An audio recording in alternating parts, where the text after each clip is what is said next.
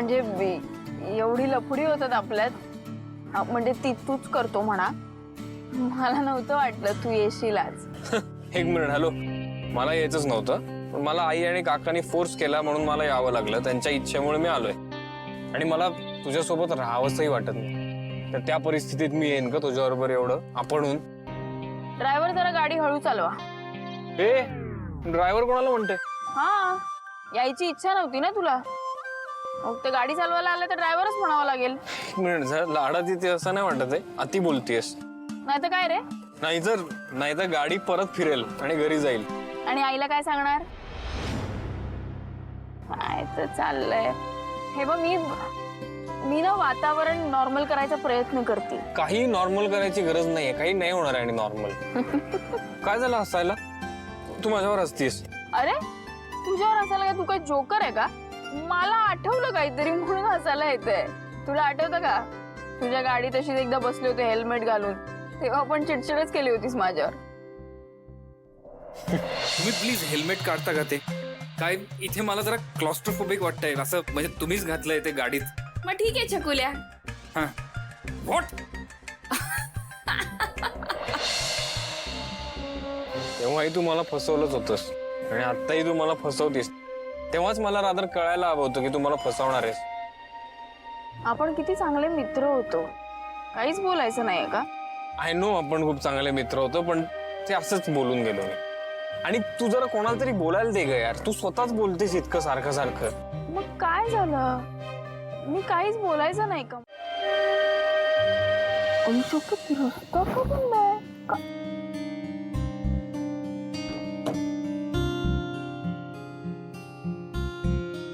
काय काय करावं लागतं खरंच मला कळतच नाही. अरे आपल्याला इथून पुढे चालतच जावं लागेल. का? एवढी गाडी असताना चालत का जायचं? हुकूम आहे. कोणाचा हुकूम आहे? अरे बघ ना पाना गँग. हे काही या शिवा प्लीज चल आपण. हे काय आहे? हा, हे कसले हुकूम आहेत? हे काय आपली काही लग्नाची वरात काढत जायचंय का? चल ना, तू त्यांना सांगितलं का नाही सात?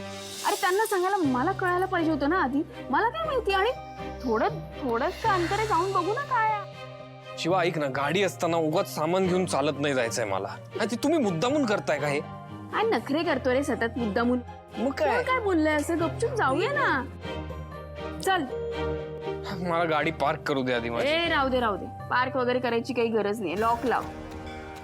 अरे तू माझ्या वस्तीत आलाय, कोणी हात नाही लावणार तुझ्या गाडीला. स्वतः हॅलो, तू इथे राहत नाहीस आता. हे पण लग्न झालेलं असलं ना तरी मुलीचं माहेर सुटत नाही. हे माहेर आणि सासर ऐकून ना कंटाळा आलाय मला. आता राग येतोय.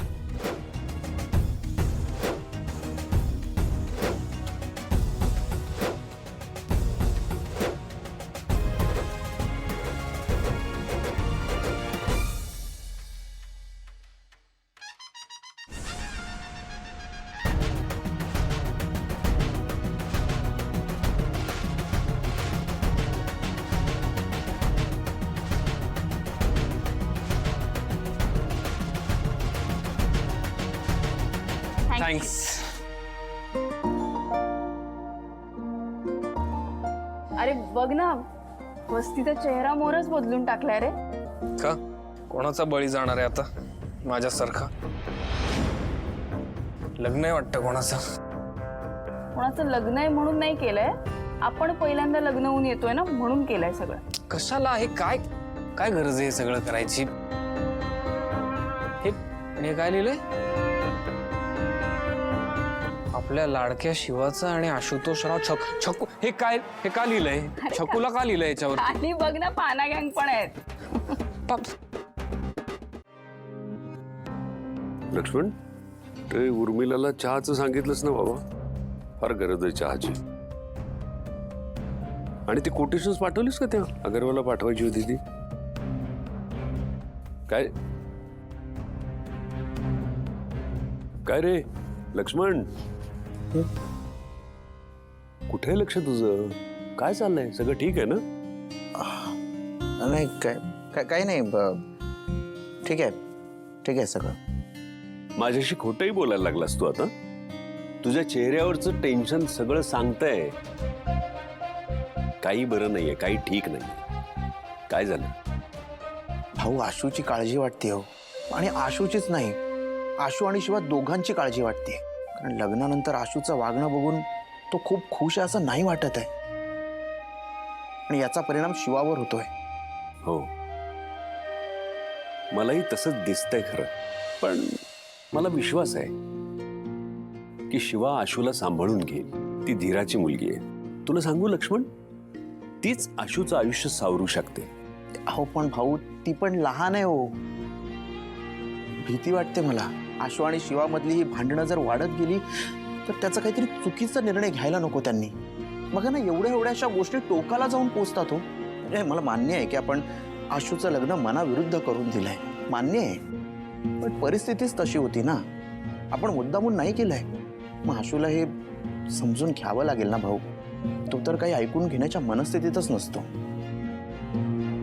ती बिचारी शिवा तरी किती सहन करेल हो. भाऊ, तुम्ही त्या दोघांची एकत्र का नाही बोलत? आशूने चिडचिड करून चुकीचं पाऊल उचलायला नको. एक मिनिट लक्ष्मण, काय म्हणायचं काय तुला? मला एवढंच वाटतंय भाऊ की आशूने नको तो निर्णय घेऊन शिवा लांब जायला नको.